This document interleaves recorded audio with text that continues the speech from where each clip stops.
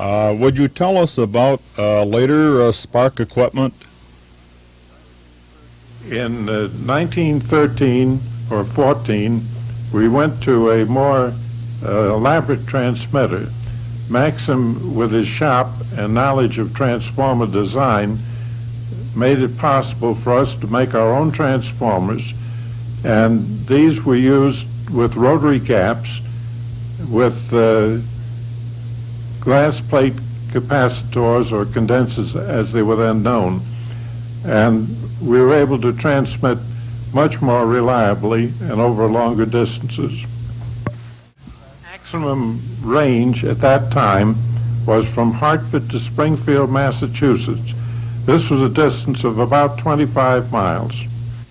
In my talks with Mr. Maxim, we realized that our maximum range was inadequate. However, we also believed that the man in Springfield probably could talk or transmit to a man in, let's say, Great Barrington, or another 25 or 30 miles. And that man, in turn, could transmit still further, perhaps to Albany. This led to the combined thinking that perhaps we should organize a relay to determine how far we could transmit. My own thought, being very young at the time, was that if we organized a relay for a purpose, it would be sufficient. But Maxim, with more foresight, said, oh no, when we organize a relay, we'll set something up which will be permanent and useful to all amateurs. Maxim then took the initiative and wrote a letter to the president of the Hartford Radio Club proposing the club start a relay league. He first proposed the name American Amateur Radio League. This was soon changed to American Radio Relay League.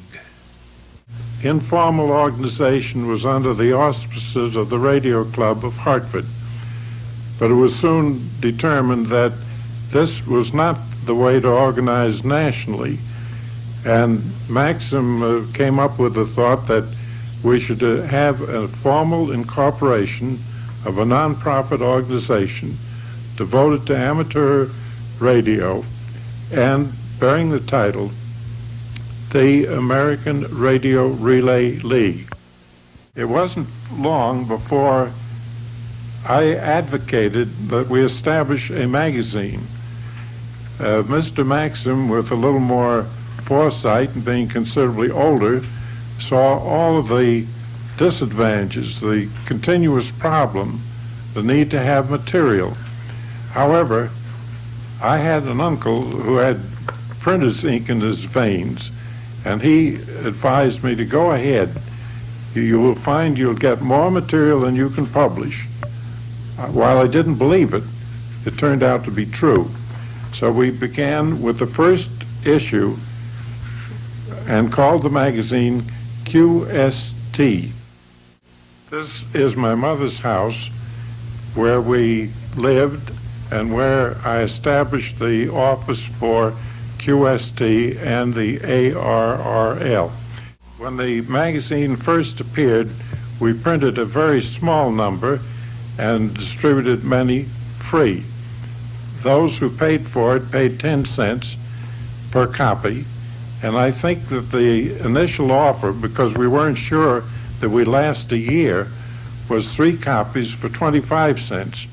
The distribution was made by wrapping the copy in a suitable mailing wrapper and addressing them.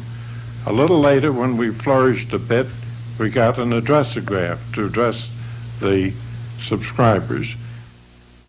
After the wrapping was completed, Maxim would come with his Franklin automobile, take perhaps 2 or 3 sacks full of mail, the QSTs, to the post office, and there they were mailed as second-class matter.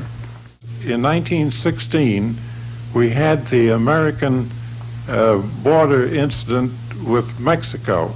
The situation is reflected in the August 1916 cover of QST. No longer was a cover a white sheet, but the familiar color cover which was to remain in effect for the next 50 years. By now, the radio amateur was using more sophisticated equipment. The advanced amateur was using a DeForce Audion tube in his receiver, which he found far superior to the crystal detector. The vibrator-type spark coil seen earlier was being replaced by a high-power spark transformer and rotary gap. The amateur proved his worth by relaying messages across the country. Starting in the teens and continuing well into the 1930s, there would appear every so often in QST an article written by an unknown author calling himself the Old Man. Maxim liked very much to write, and during the course of the early QSTs, he established a series of articles written by the Old Man. He was the author, he imagined the stories, and the different titles we used, many of them were entitled rotten, followed by another adjective to describe the situation. In the leading article of the July 1917 QST, we have a title, Wanted by Uncle Sam, 2,000 amateur wireless operators. This is the start of an active campaign to get amateurs to aid the government in radio operation. I understand you did much to further our war effort. Would you tell us what led up to your going into the service?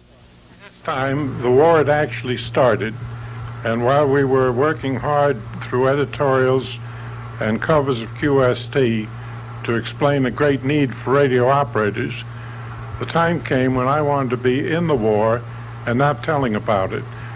I received a commission, did some work in Washington, and then was ordered to Ellington Field, Houston, Texas, to establish a radio school.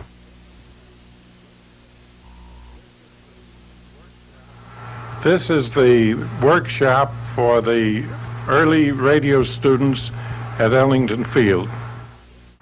This picture is also taken at Ellington Field, showing a dugout which we built to simulate the dugouts used in the war in Europe. This is another picture of the dugout, but showing to the left a portable antenna of the V type and some of the students who had erected it. The dugout is not finished at this point. This picture shows the students looking at the portable antenna of the type in the previous picture. This includes the antenna wire, the masts which are dismantled, and the students are looking at the gear. This is another view showing the same container, two of the students, and in this picture they have operating the SCR-54 radio receiver. Here is a close-up of the receiver. It used a crystal detector, which can be seen at the far left. It had a very limited range, of course. I suppose one of the desirable features was the fact there was no need for a power supply of any kind. This is the room in which code was taught at Ellington Field. There are two of these long benches, each one under the control of an instructor, teaching the students the telegraph code. This is a classroom at the first radio school, showing the instructor imparting a small amount of theory.